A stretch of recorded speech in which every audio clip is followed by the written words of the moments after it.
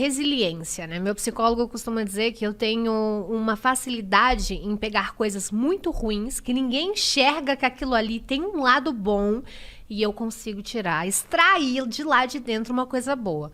É uma coisa minha que eu trago comigo. É a minha essência. Caraca. Sempre foi assim? Ou você acha que foi se fortalecendo com as coisas que foram acontecendo? Eu acredito que isso é meu, assim. Porque há 12 anos atrás, quando me hostilizaram na faculdade, não havia possibilidade daquilo dar certo. Você tava com quantos anos? Eu tinha 19 e ia fazer 20. Nossa, meu Deus. Eu tava muito na merda. Eu fui humilhada por mais de 3.000 pessoas, assim. Eu fui esculhambada, me xingaram de tudo que era nome. Não tinha um lado bom naquilo. Claro. Mas, de repente, quando eu consegui me posicionar, que eu consegui um advogado e que eu sempre articulava, eu ficava assim, mas por que eu sofri aquilo? Mas qual foi o meu problema? E eu comecei a me questionar e sair do meu papel de vítima, que eu realmente me coloquei. Eu me via como a vítima e depois como a culpada. E eu ficava assim, mas eu tenho culpa, mas eu não tenho culpa, mas eu não fiz nada, mas minha roupa era curta. Então eu me questionei no começo se eu era culpada ou se eu era a vítima. E quando eu descobri que eu era a vítima, que eu não tinha feito nada de errado, eu falei, agora vocês vão se fuder na minha mão. Mas vamos lá, não tem como trazer você aqui e não mencionar esse caso um pouquinho mais a fundo. Sim. Foi em 2009 que aconteceu. Foi. Foi um dia normal. Você estudava direito? Turismo. Turismo? Por que eu fiquei na cabeça que você fazia faculdade Sei de lá, direito? deu me livre estudar direito. Não, todo estuda mundo pra caramba. Mas então, aí você tava na faculdade e... Enfim, você tava... Era uma o ano? quinta-feira. Você lembra que período você tava? Lembro, era o segundo. Tá. Era uma quinta-feira e na quinta a gente sempre saía. Eu estudava ali em São Bernardo, porque eu sou do ABC, inclusive Sim. moro em Santo André, né? Meu país lá, a galera do ABC, beijo. E na quinta era latinha de R$1 lá numa balada que tinha lá perto. Que, aliás, eu não vou falar o nome, vocês patrocinam aqui o Vênus que eu falo. Perfeita! E era R$1. Era o dia, velho. Cara, a mulher era Era o R$1 a dia latinha. De festa. Falei, gente, eu não posso perder, mas aí tem o horário do busão, né? Eu falei, poxa, e agora? Não tinha carro, não tinha nada, não tinha Uber, né? 12 anos atrás. Falei, vou bem gatinha, de lá eu já pego o último busão, vou pra balada, latinha R$1, tô feita. Mas aí meus planos não foram tão assim, não deu tão certinho. Mas é engraçado que é um vestido que eu paguei R$50. Eu comprei numa liquidação. Num shopping lá também da área do ABC. E era um vestido que eu amava. Você já tinha ele? Era a segunda vez que eu tinha colocado ele. E era um vestido assim... o vestido dos meus sonhos. Era rosa, tinha um pano molinho. E era uma coisa que eu me sentia tão bem dentro dele. Ele me fazia a minha autoestima. Eu me sentia tão bonita. Então, eu não entendi por que agrediu tantas pessoas. Se fosse hoje em dia, você acha que teria tido causaria a mesma reação nas pessoas? Acredito que sim. Muitos anos se passou e pouca coisa mudou em relação à mulher hoje na sociedade. A gente ainda continua sofrendo muitas represárias, ainda existe muito machismo, a mulher é muito pré-julgada o tempo inteiro, a gente tem que estar sempre se reafirmando, sempre cobrando respeito o tempo todo. Isso acontece na rua. Eu fui no mercado ontem, né? Tava com um vestido longo, mas bem justinho e cinza, marcava assim o corpo.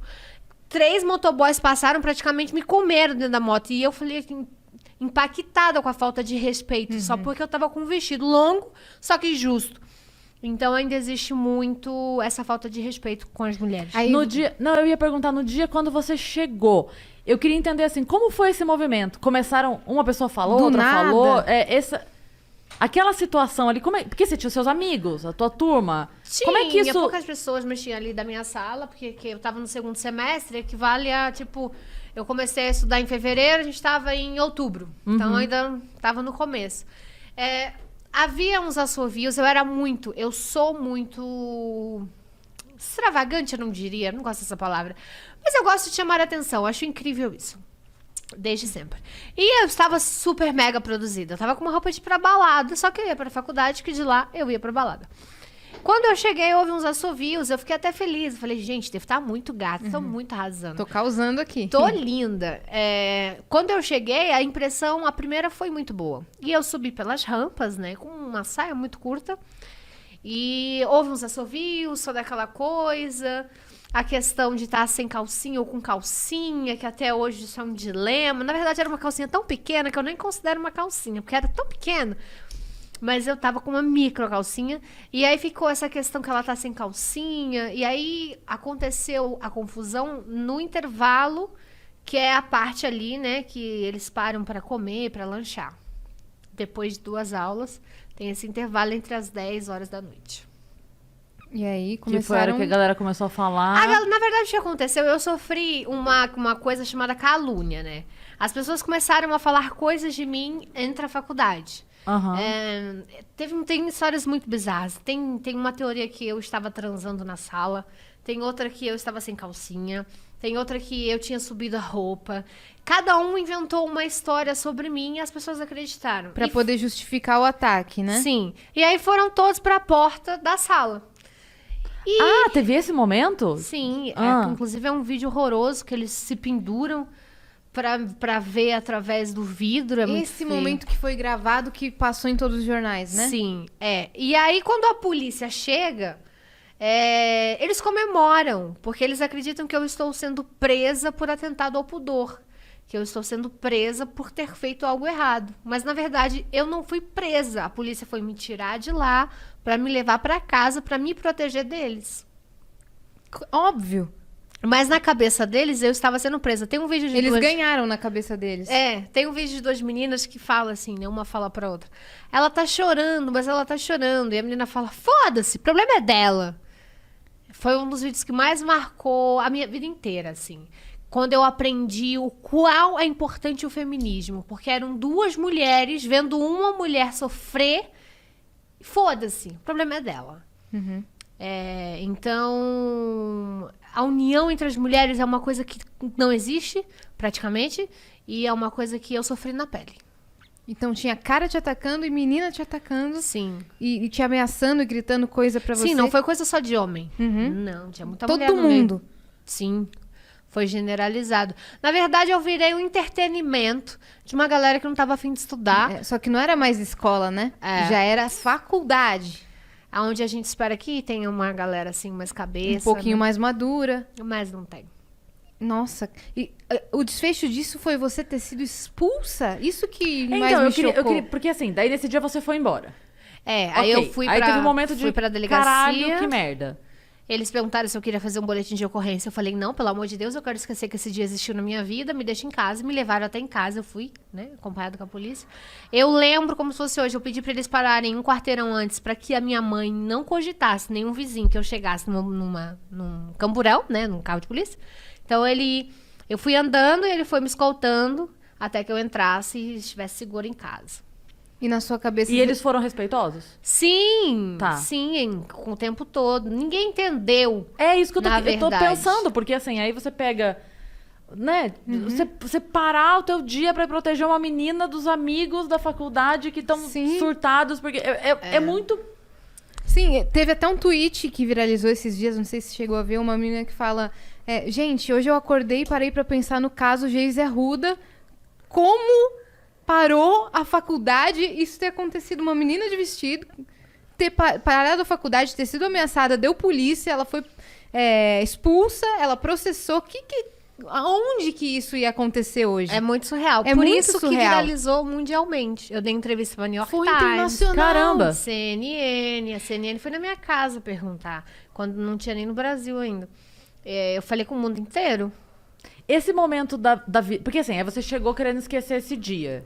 Foi. Você voltou no dia seguinte pra aula? Você demorou uns dias pra voltar? Como é que foi? Então, eu fui orientada pelo meu professor, né, via Orkut, saudades, inclusive, a não voltar. Ele falou assim, espera um pouquinho, né, dá uns dias, não volta agora. Eu falei, tá bom. Inventei uma mentira pra minha mãe, que não tinha aula. sei Sua mãe lá. então não tava sabendo de nada Você não até então. contou? Eu não contei pra ninguém, porque eu achei que aquilo ali ia passar, né? Eu falei, bom, eu vou esperar esfriar, a poeira baixar e tal. Só que as pessoas filmaram nos seus celulares e postaram nas comunidades da faculdade no Orkut.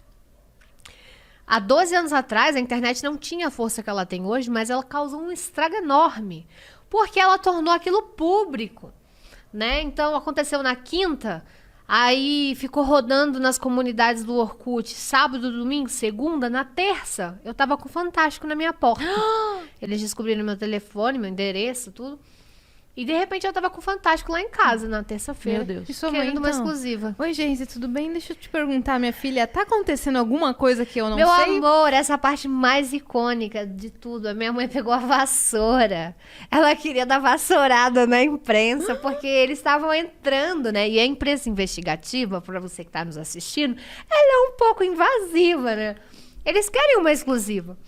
Então a minha mãe pegou a vassoura. Eu, mãe, pelo amor de Deus, não dá vassourada nas pessoas. São profissionais. É. E ela só queria entender, né? Sai aqui da minha casa. Não, Que mas esse foi bando de muita gente? imprensa. Não, foi muita. A gente não tá falando de pouca, a gente tá falando de todas as imprensas brasileiras.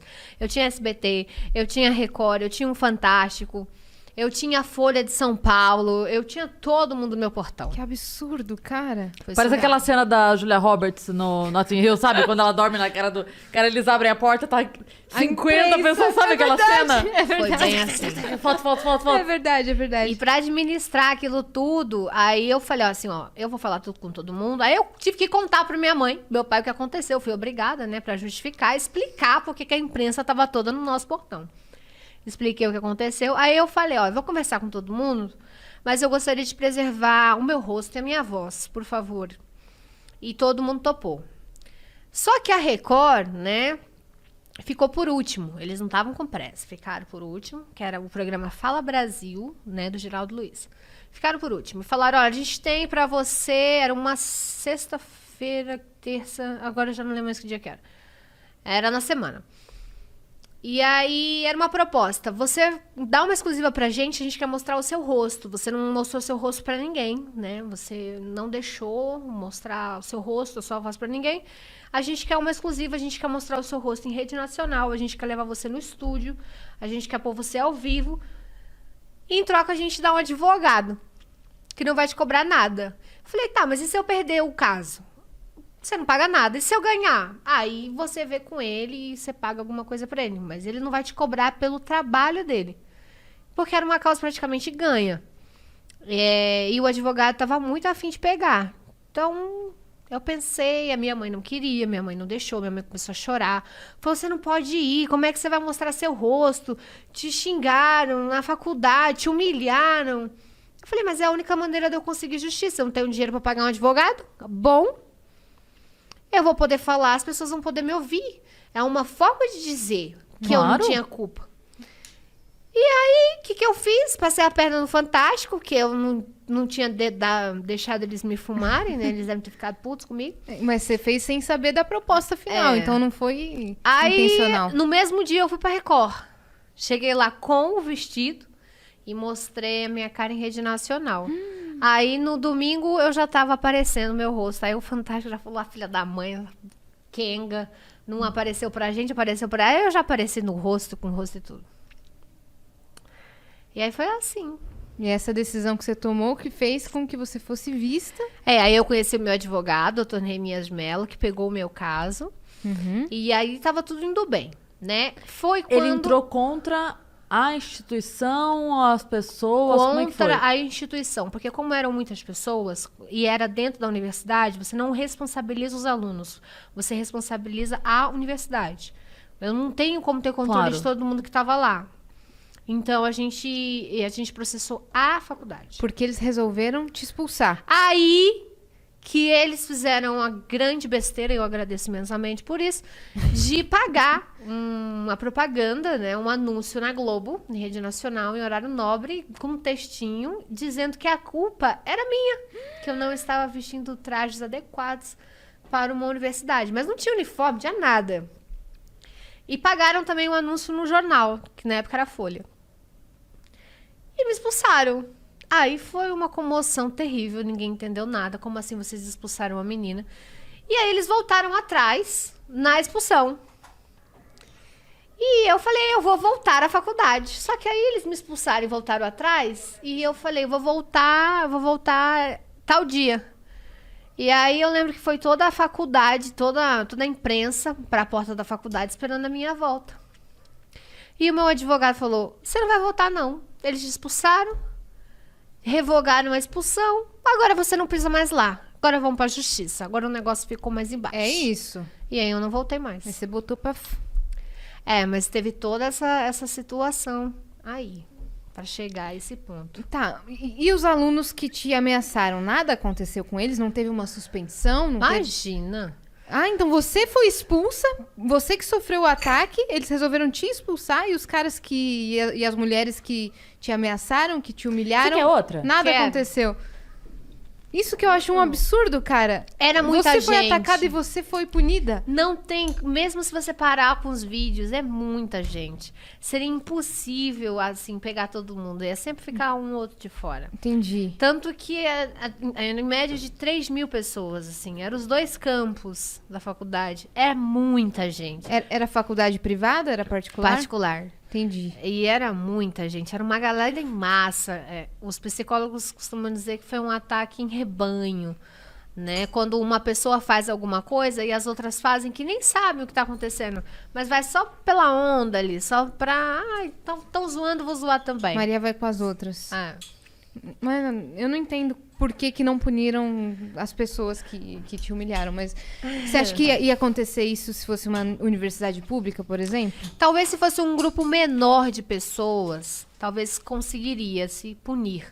Entendi. Eu lembro que na época o meu advogado queria processar os sites os sites que me ofenderam. Ah, tá. A gente começou a pegar alguns sites, porque aí a gente tinha como pegar a nota, né? Ir atrás do dono. Só que aí começou a pegar muito site pequeno. E eu fui em algumas, isso eu lembro, eu fui em algumas audiências com esses sites. E eram muitos sites pequenos, blogs. E as pessoas iam chorando e pediam perdão. Desculpa porque eu te ofendi, desculpa porque eu te xinguei. Aí, no final, eu cheguei pro meu advogado e falei, eu não quero isso, eu não quero ficar olhando para pessoas que me ofenderam e elas naquela situação.